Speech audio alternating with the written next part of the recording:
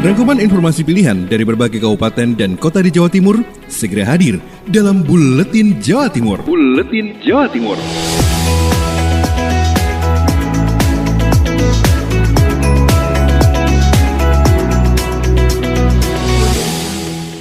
Hai, salam jumpa sahabat. Ketemu lagi bareng saya Ocha Kalista di Buletin Jatim edisi hari ini. Kita awali untuk informasi pertama. Di sini ada Alfian Firdaus dari Belambangan FM Banyuwangi mengabarkan, Bupati Banyuwangi cek pembangunan pabrik kereta api terbesar se-Asia di Banyuwangi. Bupati Banyuwangi Abdullah Aswaranas mengunjungi lokasi pembangunan pabrik kereta api terbesar di Asia, PT Stidler Inka Indonesia (SII) di Kecamatan Kalipuro. Bupati Anas memastikan keberadaan industri yang tahun depan beroperasi tersebut menjadi pendorong pemulihan ekonomi di Banyuwangi setelah dampak dari pandemi COVID-19. Industri kereta api tersebut dikembangkan oleh PT SII Stidler Inka Indonesia yang merupakan perusahaan kongsi antara BUMN PT Inka dan perusahaan kereta api dunia Stidler Rail Group dari Swiss. Pabrik di Banyuwangi akan menjadi pabrik kereta terbesar di Asia Tenggara dengan investasi 1,6 triliun rupiah. Pabrik ini fokus menggarap pesanan ekspor kereta ke Asia, Australia, dan Afrika. Bupati Anas mengatakan penciptaan lapangan kerja baru sangat diperlukan sebagai upaya pemulihan ekonomi bersama sektor pertanian, pariwisata, perikanan, UMKM, dan sebagainya. Kehadiran industri kereta api ini turut mendorong pemulihan ekonomi. Bahkan menurutnya bukan hanya ekonomi lokal, tapi juga nasional. Alfian Firdaus melaporkan. Bergeser ke Suara Ngawi, di sana ada Renata Surya mengabarkan Komisioner KPU Ngawi dampingi Komisioner KPU Jatim monitoring coklik kunjungi kediaman Denny Caknan. Komisioner KPU Ngawi mendampingi Komisioner KPU Jawa Timur Nurul Amalia melakukan monitoring kegiatan coklit di Kecamatan Beringin dan Kecamatan Ngawi. Di antara rumah yang dikunjungi adalah kediaman Denny Caknan, pelantun lagu Kartonyono Mada Janji, yang berada di Kelurahan Margomulyo, Kecamatan Ngawi. Putra Adi SW Komisioner KPU Ngawi mengatakan bahwa coklit dilakukan kepada semua keluarga untuk mendata pemilik hak pilih. Putra menambahkan kunjungan ke rumah Denny itu sekaligus mendampingi PPDP. Ini menjadi bagian upaya dari KPU untuk mengabarkan kegiatan coklit pada masyarakat luas. Sebelumnya pada 18 Juli 2020 juga telah dilaksanakan gerakan coklit serentak, di mana ditandai dengan apel serentak serta coklit PPDP ke berbagai tokoh yang dikenal publik. PPDP dicoklit ke rumah tokoh atau pribadi yang dikenal luas oleh masyarakat setempat. Di antaranya terdapat artis, politisi, tokoh agama, tokoh masyarakat, seniman, dan sosok publik lainnya. Renata Surya, Suara Ngawi. Kita bergeser ke informasi lainnya, ada Mega Kristi dari RGR FM Tulungagung mengabarkan simulasi hajatan Son Jenangan. Menyambut pelaksanaan adaptasi kebiasaan baru terkait pelaksanaan hajatan, pemerintah Kabupaten Tulung Agung bersama Perkumpulan Son Jenangan Tulung Agung dan pekerja Sorterop di Tulung Agung melaksanakan simulasi tata cara pelaksanaan hajatan di masa transisi new normal yang dilaksanakan di UPT Taman Bina Bakat dan Kompetensi Siswa atau Balai Budaya Tulung Agung. Dalam simulasi tersebut dijelaskan mulai dari tata cara parkir, masuk, mengisi buku tamu, makan, hingga berfoto bersama pengantin. Kewajiban utama dalam simulasi tersebut yaitu menggunakan masker atau face shield, menyediakan tempat cuci tangan atau hand sanitizer, menjaga jarak aman, dan tidak diperbolehkan bersuap foto. Dalam kesempatan tersebut, Bupati Tulung Agung Dr. Andes Marioto Birowo MM berharap dalam setiap hajatan ada 2 orang yang bertugas menata acara dan mengatur tamu agar mereka tidak bergerombol dan tetap menjaga jarak. Hal ini mengingat Tulung Agung sudah memasuki zona kuning, sedangkan izin kepastian pelaksanaan hajatan di Tulung Agung karena masih membutuhkan kajian yang matang, termasuk evaluasi dari hasil simulasi tersebut terkait tentang sanksi jika ada pelanggaran dalam pelaksanaan hajatan hingga saat ini belum ditentukan. Sementara itu, setelah melakukan simulasi hajatan di tengah pandemi, Perkumpulan Son Jenangan Tulung Agung menargetkan awal bulan Agustus 2020, hajatan perkawinan yang sesuai protokol kesehatan COVID-19 agar bisa diberikan izin pelaksanaannya dan disampaikan oleh Darmo selaku Wakil Ketua Perkumpulan Son Jenangan Tulung Agung. Saya Mega Kristi, 90,1 RGR FM Tulung Agung. Dari Tulungagung kita ke Suara Sidoarjo. Di sana ada Billy Patopoy, perlancar arus distribusi ke Puspa Argo Taman Sidoarjo. Pemprov Jatim bangun 2 jalan tembus. Akses jalan menuju Pasar Induk Modern Agrobis Puspa Agro Jemudo Taman akan ditambah. Rencananya akan dibangun 2 jalan tembus menuju Puspa Agro, yaitu akses jalan dari Kletek serta akan terhubung dengan tol Surabaya-Malang. Pembangunan akses jalan tembus ini untuk memperlancar arus distribusi barang ke Puspa Agro. Saat ini pemerintah Provinsi Jawa Timur masih dalam proses untuk mempersiapkan perencanaannya. Hal ini seperti disampaikan Kofifa Indar Parawansa, Gubernur Jawa Timur, saat melakukan peninjauan langsung di kawasan Kletek dan kawasan Puspa Agro Minggu sore 2 Agustus. Jadi memang problem sementara ini antara lain adalah akses jalan. Maka tadi kita di sana tadi masuk Desa Kletek itu untuk menyambungkan akses jalan pertama lewat sana, akses jalan kedua dari sini untuk bisa masuk ke tol. Di dalam Perpres 80 ini masuk prioritas. Sementara itu, Gatot Sulistyo, Kepala Dinas PU Bina Marga Provinsi Jawa Timur juga mengatakan pembangunan 2 akses jalan tembus Puspa Agro Jemudo ditargetkan 2 tahun selesai. Diperkirakan menelan anggaran sebesar 900 miliar dengan panjang keseluruhan yang dibangun sekitar 5 km. Demikian saya Billy Patopoy melaporkan untuk Suara Sidoarjo. Bergeser ke catatan lainnya, Agustin Merdekawati dari Ersal Nganjuk mengabarkan siapkan aplikasi pantau pasien. Pemkab Nganjuk bersiap meluncurkan aplikasi khusus untuk memantau para pasien COVID-19 yang menjalani isolasi mandiri.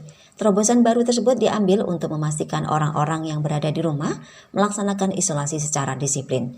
Hal tersebut disampaikan langsung oleh Bupati Novi Rahman Hidayat. Aplikasi yang akan diluncurkan oleh Pemkab Nganjuk bisa memantau keberadaan pasien yang sedang menjalani isolasi mandiri. Bupati menjelaskan, aplikasi akan sangat efektif memantau para pasien isolasi mandiri. Meski demikian, dalam pengawasannya nanti tetap butuh kerjasama dari gugus tugas desa dan kecamatan, terutama saat pasien isolasi mandiri yang membandel dan tidak mematuhi aturan, seperti halnya nekat keluar dari rumah dan pergi ke kerumunan. Jika demikian, tugas gugus tugas desa dan kecamatan untuk menertibkannya.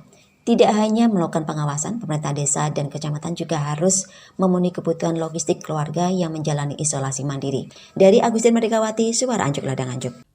Dari Nganjuk kita ke Madiun. PT Kereta Api Indonesia Persero Daup 7 Madiun menambahkan 3 kereta api jarak jauh.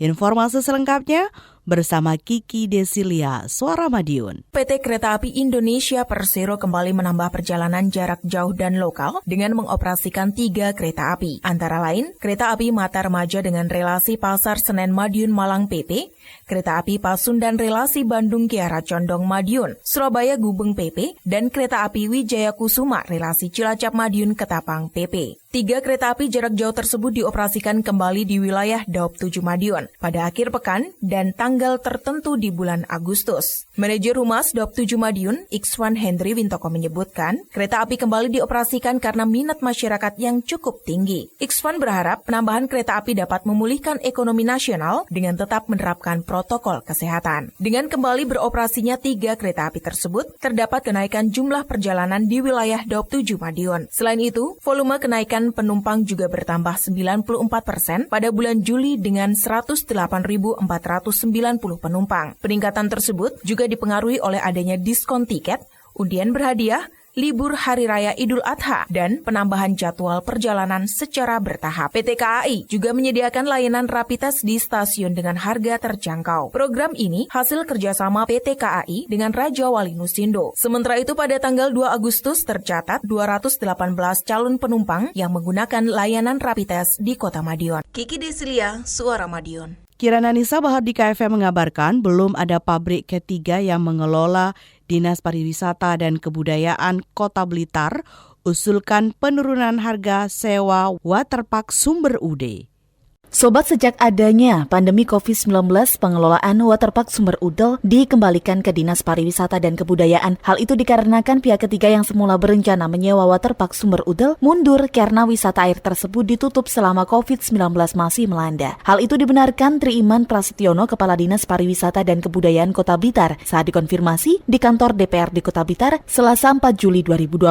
Triiman mengatakan awal tahun lalu izin pengelolaan waterpark Sumber Ude dari Sekretaris Daerah Udara hampir turun. Namun pengelola mundur karena operasional waterpark Sumber Udel, pihaknya sendiri berencana mengajukan penurunan harga sewa ke BPKAD Kota Blitar. Menurutnya hal ini perlu karena kompetitor wisata air di Blitar Raya semakin banyak. Jika harga sewa terlalu tinggi, pihaknya khawatir tidak ada penyewa yang berminat mengelola waterpark Sumber Udel. Triman menegaskan penurunan harga sewa yang diajukan sebesar 14 juta rupiah per bulan. Dari semula 35,5 juta per bulan diturunkan menjadi 21,5 juta per bulan. Angka itu masih bersifat sementara karena butuh pengkajian lebih lanjut. Namun demikian pihaknya berharap pengajuan penurunan harga sewa ini bisa menjadi pertimbangan BPKAD Kota Blitar. Di proses pengelolaan kami mengajukan pertimbangan kepada BPKAD bahwa melihat kompetitornya yang cukup besar di kota maupun atau di Blitar Raya ini, maka kami mengajukan untuk dapat dipertimbangkan untuk sewanya diturunkan. Kirana Nisa, Mahardika FM. Kapulaga topang perekonomian masyarakat Pasru Jambe selama pandemi. Informasi selengkapnya bersama Bobby Wijayanto, Suara Lumajang. Sektor pertanian menjadi penopang masyarakat di tengah turunnya perekonomian akibat hantaman pandemi COVID-19. Di Kecamatan Pasru Jambe, salah satu produk pertanian yang menopang ekonomi masyarakat saat ini adalah Kapulogo. Dian Nurwisuda Kurniawan Hadi Pamujo, Camat Pasru Jambe menjelaskan bahwa permintaan Kapulogo selama pandemi meningkat dan harga jual rempah ini juga terus mengalami kenaikan, yakni yang sebelumnya harganya sekitar Rp170.000 naik terus mencapai Rp260.000 per kilogram. Permintaan pasar terhadap Kapulogo ini disinyalir karena masyarakat meyakini dengan mengkonsumsi rempah-rempah bisa meningkatkan daya tahan tubuh sehingga meminimalkan potensi terkena berbagai virus termasuk virus corona. Dijelaskan lebih lanjut bahwa tanaman Kapulogo tumbuh subur di tanah Pasru Jambe. Harga jual dan perawatan selama masa tanam yang mudah membuat banyak masyarakat Pasru Jambe menanam rempah ini di perkebunannya. Bobby Wijayanto, Suara Lumajang FM, mengabarkan.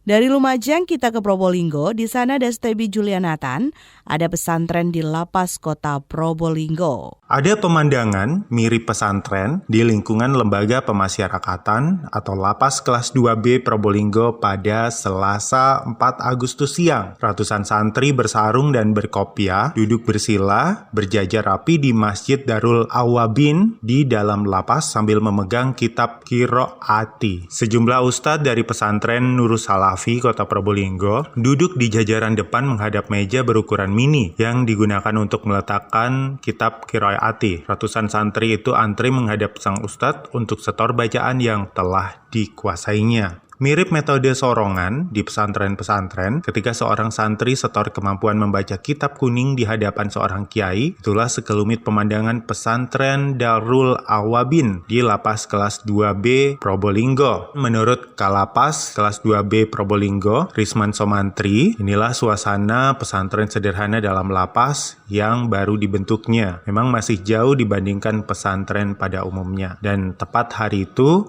Ketua Umum MUI Kota Probolinggo Kiai Haji Nizar Irsyad dan Ketua Komisi Dakwah MUI Kiai Haji Dr. HM Sultan berkunjung ke lapas di timur alun-alun Kota Probolinggo itu. Stebi Julianathan, Suara Kota Probolinggo. Kita bergeser ke informasi lainnya. Dari Suara Gresik ada Muhammad Mahruza mengabarkan, Dinas PUTR Kabupaten Gresik berikan pelatihan penerapan SOP dan K3 dalam kegiatan penyedotan lumpur tinja. Rabu, 5 Agustus 2020, Dinas Pekerjaan Umum dan Tata Ruang Kabupaten Gresik mengadakan pelatihan penerapan SOP dan K3 dalam kegiatan penyedotan lumpur tinja. Agenda tersebut dibuka oleh Kepala Dinas PUTR dan dihadiri oleh mitra swasta serta para pengusaha penyedot tinja. Gunawan Setiadi selaku Kepala Dinas PUTR memaparkan fungsi pokok dari UPT PAL dan menjelaskan mengenai program terbaru mereka, yakni yang bernama Puda Ayu, yakni program yang memudahkan petugas memperoleh data di rumah masing-masing masyarakat guna mendapatkan layanan sedot tinja. Dengan program Puda Ayu, di mana di dalam Puda Ayu itu pertama yang kita dapat adalah memudahkan mendapatkan data sampai berapa personil, berapa rumah yang sudah mempunyai sapi tank, berapa rumah yang mempunyai pembuangan yang sudah sehat dan yang tidak sehat. Kedua, juga memudahkan dalam arti nanti kalau sudah melalui penyedotan, ya penyedotan secara kolektif ya, itu nanti akhirnya bisa mendapatkan biaya yang lebih murah. Harapannya masyarakat dapat terbantu mengatasi masalah sanitasi dan pengolahan limbah. Marjorie Skandar melaporkan dari Suara Gresik untuk Buletin Jawa Timur. Dari Gresik kita ke Pamekasan. Di sana ada Eza Mahesa dari Realita FM Pamekasan mengabarkan pengukuhan pengurus DWP Kabupaten Pamekasan. Pengukuhan pengurus Dharma Wanita Pamekasan dan organisasi perangkat daerah Kabupaten Pamekasan periode 2019-2024 yang dilaksanakan di Mandapa Agung Pondoporonggo Sukowati.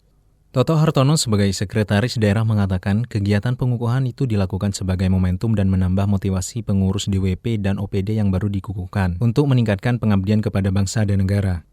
Toto menyampaikan dilakukan pengukuhan kepada para OPD ini bertujuan agar dapat sejajar dengan tujuan pembangunan berkelanjutan yang menitik beratkan pada 3 titik dimensi pembangunan berkelanjutan, yakni dimensi lingkungan, sosial, dan ekonomi. Proses pengukuhan pengurus Dharma Wanita Kabupaten Pamekasan periode 2019 dengan hikmat. Semoga kegiatan ini dapat menjadi momentum tambah motivasi kita untuk meningkatkan pengabdian kepada bangsa dan negara melalui Dharma Wanita Persatuan yang kita banggakan. Salah satu tujuan organisasi ini sadar dengan tujuan pembangunan berkelanjutan Sustainable Development Goals atau SDGs yang menitik beratkan pada 3 dimensi pembangunan berkelanjutan, yaitu pertama lingkungan, 2 sosial, dan 3 ekonomi. Toto berharap keberadaan DWP ini dapat menjadi salah satu faktor pendorong terciptanya kinerja pemerintah yang optimal dengan memberikan dorongan dan motivasi kepada para suami sehingga dapat melaksanakan kewajiban menjadi aparatur sipil negara dengan sebaik-baiknya. Eza Mahesa, Realita FM mengabarkan. Kita bergeser ke informasi lainnya, ada Ninda Alivia dari Persada FM mengabarkan, hanya 3 pekan Dispenduk Capil Kabupaten Blitar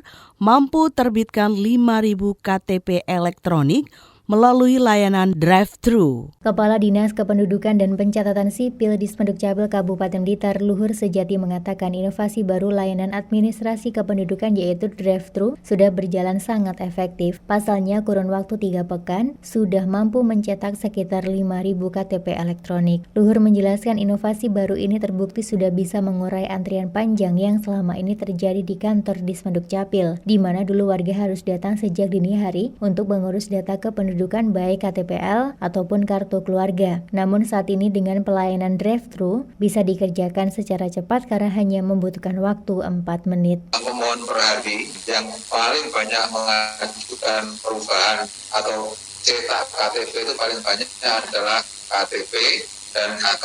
Maka di drive-thru ini yang kami utamakan adalah sementara ini adalah KK dan KTP. Luhur menambahkan untuk pengurusan adminduk baru seperti KTPL dan KK bisa melalui anjungan tutul mandiri atau ATM yaitu cukup melalui handphone Android. Ninda Alivia, Radio Persada FM Blitar.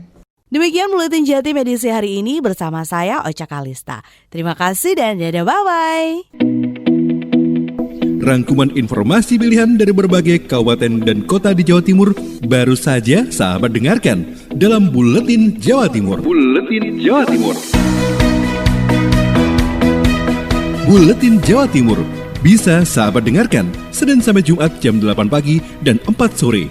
Disiarkan serentak di Lembaga Penyiaran Publik Lokal Suara Sidoarjo, Persada Kabupaten Blitar, Mardika Kota Blitar, Realita Pamekasan, Suara Sampang, Suara Kota Probolinggo, Suara Lumajang, Suara Pasuruan, Blambangan Banyuwangi, Wika Mojokerto, Suara Gresik, Pradia, Suara Tuban, Malawapati Bojonegoro, Ersal Nganjuk, Suara Madiun, Suara Ngawi, Suara Pacitan, Praja Angkasa Trenggalek, Magetan Indah, dan RGR Tulungagung.